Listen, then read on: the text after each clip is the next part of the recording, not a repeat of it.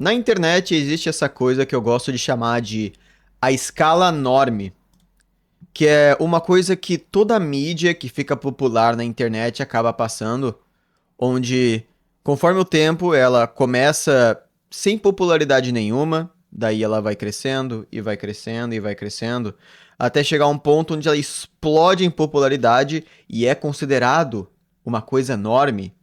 Então ela continua crescendo, mas daí, como ela é vista como uma coisa enorme, ela acaba estagnando e cai, e daí eventualmente vira um consenso de que, na verdade, essa coisa nunca foi boa de verdade, e daí ela despenca, e daí vai lá pra baixo, porque gostar dessa coisa passa a ser visto como algo de baixo prestígio. E daí ela, conforme o tempo sobe um pouquinho, e daí parte a partir daqui pra outras coisas, sei lá, se forma na faculdade, não sei. Esse é um padrão observável com quase tudo que fica popular na internet. E a última vítima disso tem sido os canais de opinião. Virou uma coisa bem comum as pessoas criticarem canais de opinião, falar que é ruim, que é gororoba pros goyim, né? Goiroroba, como alguns diriam. Mas eu discordo. Eu sinto falta de canais de opinião, tá? Eu sinto falta. Todo mundo aqui em Tel Aviv assistia todos os vídeos do Goulart e do Digo quando eles saíam. Os canais de opinião, eles começaram. Muitos de vocês já devem saber disso, né? Mas os canais de opinião não surgiram no Brasil. Boa parte das coisas que são populares no Brasil, na verdade, são coisas que já eram populares nos Estados Unidos e daí ficaram populares no Brasil 4 anos depois. Então é como se a nossa cultura na internet tivesse esses 4 anos de delay. Lá na gringa, os canais populares eram o Leafy is Here, o Pyrocynical, né? Eles faziam vídeos de opinião. Eu, na época, era muito fã do Leafy is Here. Eu assisti ele bastante quando era pré-adolescente. Eu não sei se eu me orgulho disso necessariamente. Daí eu assisti o Leafy e daí eu parei de assistir ele depois que ele levou o Exposed do iDubbbz. E daí eu virei fã do iDubbbz e daí eu acabei deixando de virar fã do iDubbbz depois que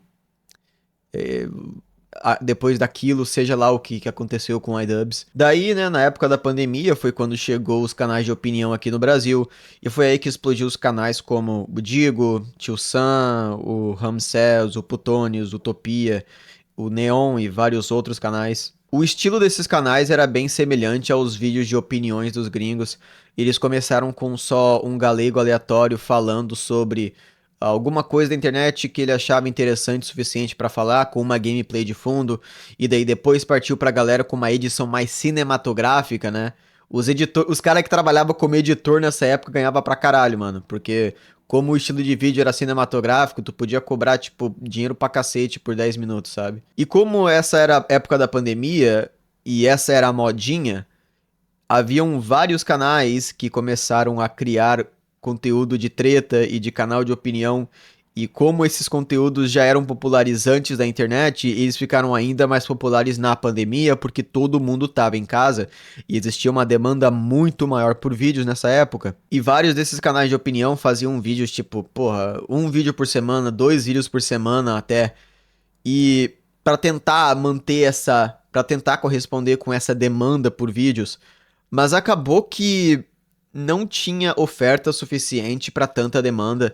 Não existem uma treta, não existe uma treta por semana, não existe uma opinião original por semana, não existe um trending topic por semana, eu acho. Então os canais de opinião começaram a fazer esses vídeos de exposed e de cancelamentos, né? Essa foi a era de ouro dos cancelamentos. Então, a cada semana você tinha um vilão diferente na internet que todo mundo se reunia no junta, junta, pega o Jack, né? E às vezes era literalmente o Jack, né? Vários youtubers sofreram exposed por ser CPZero nessa época. E eu não sei por que isso acontece. Tipo, talvez exista, tipo, uma análise antropológica do porquê que tanto youtuber acaba sendo CPZero. Eu acho que é porque deve ser por causa do estilo mais exilado, estilo de vida exilado, ou falta de experiência na vida real, ou exposição a hentai e furry, né? Não sei, deve ter alguma psyop da ABIN por trás disso. Eu culpo os judeus por isso. Mas a demanda por treta era muito maior do que a oferta de tretas no mercado. Então os canais de opinião começaram a ter que inventar tretas em assuntos que não eram necessariamente dignos de ser uma treta e cancelamentos de pessoas que nem faziam nada muito grave. Às vezes um cara recebia exposed porque não sabia jogar um jogo muito bem ou porque acabou plagiando um vídeo na gringa. E daí o Exposed às vezes nem era uma coisa tão ruim, mas o simples fato de ter um Exposed sobre você na internet, seja por qualquer coisa que for, já é o suficiente pra arruinar sua reputação. Porque só de ter um título, só de ter um vídeo com o título de Exposed, Joãozinho Gameplays, mesmo que seria por alguma coisa banal, isso já planta a semente na cabeça das pessoas de que o Joãozinho Gameplays é uma pessoa ruim, ou que já fez alguma coisa ruim no passado. E às vezes isso é o suficiente pra pessoa perder patrocinador ou perder inscrito ou alguma coisa assim. E as pessoas se tocaram nisso e os canais de opinião foram perdendo bastante vista, né, para as pessoas. O cancelamento deixou de ser essa coisa digna, essa coisa de justiça online, e passou a ser uma coisa com uma conotação muito negativa.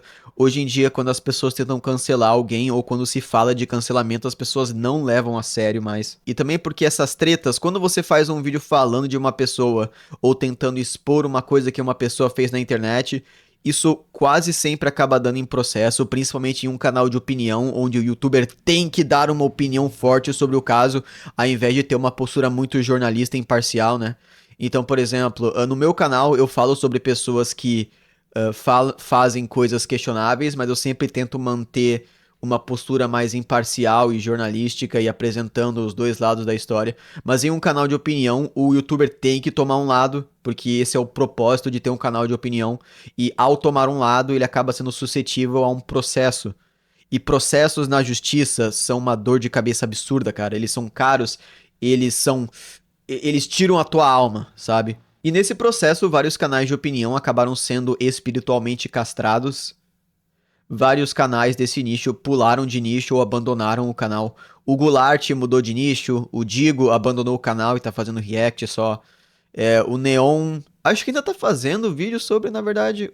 Eu acho que o Neon e o Putone são os únicos caras que estão mais ou menos nesse nicho. Mas esses dois, hoje em dia, estão fazendo bastante react também. Então eles já estão meio que gradualmente migrando para esse nicho. O Utopia abandonou o canal, o Tio Sam abandonou o canal. E os canais de opinião meio que viraram uma coisa do passado. E hoje em dia é uma opinião bem padrão você dizer que não gosta de canais de opinião, mas eu sinto falta deles, tá?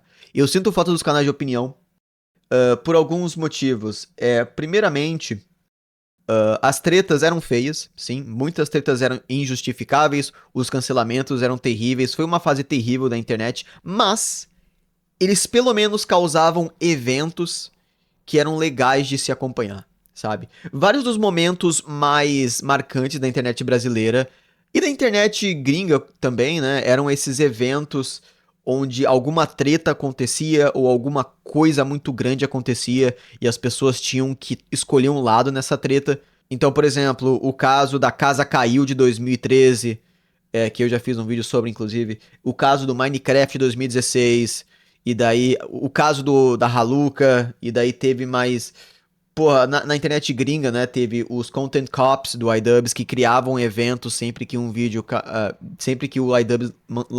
Sempre que o iDubbbz lançava um vídeo, aquele Content Cop criava um evento, geralmente, e daí o youtuber que era alvo dessas críticas ou desses cancelamentos respondia, e daí tinha a resposta da resposta, e as pessoas escolhiam um lado, e outros youtubers entravam, e era uma coisa que eu sei que isso parece tipo uma coisa até que meio zoada de se falar, porque é uma coisa que envolve pessoas reais. E vários desses casos não foram tão legais assim para as pessoas envolvidas, mas eles, pelo menos para um telespectador, traziam entretenimento, por assim dizer, sabe?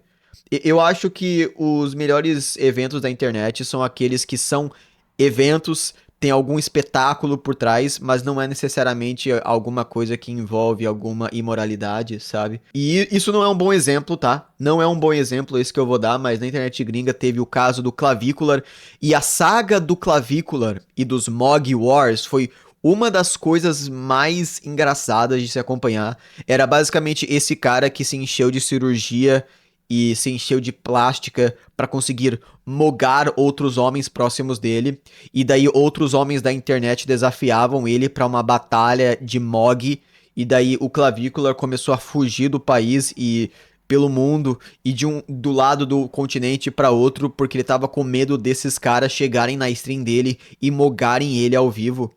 E daí esses caras montaram um esquadrão pra caçar o Clavicular pelo país com o intuito de mogar ele e expor que ele é uma fraude. E daí no fim o Clavicular tá sendo preso porque ele fuzilou um jacaré.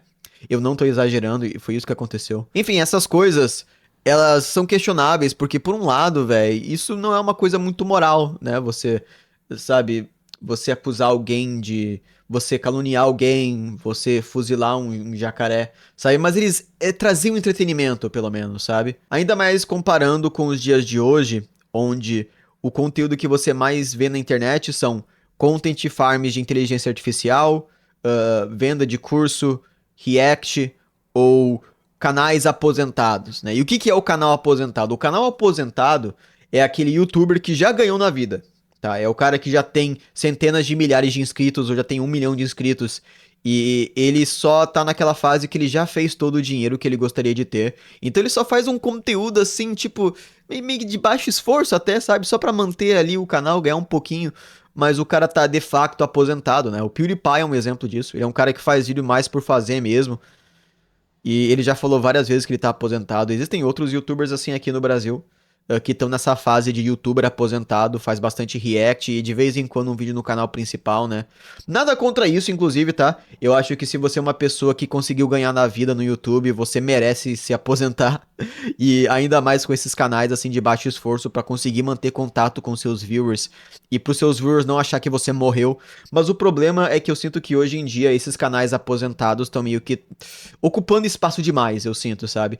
Simplesmente. Também porque, tipo, pô, vários dos canais que ficaram famosos na era pandemia estão nessa fase de aposento prévio, sabe? Porque eles tiveram que mudar de nicho e conseguiram farmar muito já na época da pandemia. E eu não tenho problema com React também, tá? Eu não tenho problema nenhum com React. Eu até assisto React de vez em quando. Mas o meu problema é que às vezes o cara que faz React, ele faz o React e fica tipo, nossa, guys, é verdade, guys, olha isso, guys. E daí, tipo, quando ele vai fazer algum comentário, ao invés de ele dar uma opinião própria ou compartilhar alguma experiência que ele teve que complementa aquilo, ele vai lá e só fala alguma coisa muito óbvia, tipo, nossa, guys, vocês sabiam que o Jeffrey Epstein era do mal, guys? Vocês sabiam que é ruim, você não devia comer carne humana, guys? Vocês sabiam disso? Nossa, guys, esse cara aqui falou que ele gosta de porque ele acha que a corpo amortece o pau, guys. Isso é ruim, guys, tá bom? Tipo, é óbvio, todo mundo concorda com isso, entende? Ou então ele só tá concordando com o que o cara do vídeo já tá falando. Eu sinto que hoje em dia a internet é melhor do que na época da pandemia, principalmente porque a gente tem mais liberdade. Porém, as pessoas parece que não estão usando dessa liberdade pra fazer um conteúdo mais autêntico. E é aí que a gente deveria ter uma nova geração de youtubers, né, pra suprir essa demanda. Mas vários dos youtubers novos estão nessa coisa de tentar criar canal dark automatizado por IA, ao invés do conteúdo mais humano. Eu, inclusive, crio esse canal porque no meu canal principal eu faço só webdocs e eu não tenho um espaço pra dar a minha opinião ou pra ser um pouco mais humano com vocês, sabe? Se você assiste o meu canal desde que eu criei ele, a não ser que você assista as minhas lives, você não sabe nada sobre mim. O YouTube era esse lugar onde todo influencer tinha uma coisa própria sobre ele. Nas eras mais memoráveis, todo influencer tinha sua comunidade, os seus próprios memes pessoais, a sua própria essência como pessoa, sabe? Quando você assistia um vídeo de um youtuber, você sentia que você conhecia um pouco sobre ela. Hoje em dia isso não é mais verdade. E é por isso que eu sinto um pouco de um pouco de. É por isso que eu sinto um pouco de falta dos canais de opinião, porque eles pelo menos tinham um pouco de alma por trás deles. Então eles devem voltar? Não, não. Então eu não sei. Eu não acho que o conteúdo de exposed, de cancelamentos, devia voltar pra internet. Mas eu também fico puto que canal de opinião virou sinônimo de vídeo de exposed, sabe? Você não precisa falar do servidor de Discord, de roleplay de fazenda de animais e como o carinha foi grumado no servidor de RP de fazenda de animais pra fazer um canal de opinião. Você não precisa de algum cancelamento ou de um CPZero vilão, entende? Às vezes só fazer um vídeo sobre qualquer coisa ou dando opinião sobre qualquer coisa já é valioso o suficiente e já traz um pouco mais de alma pra essa rede social que a cada mês que passa tá perdendo mais a sua alma.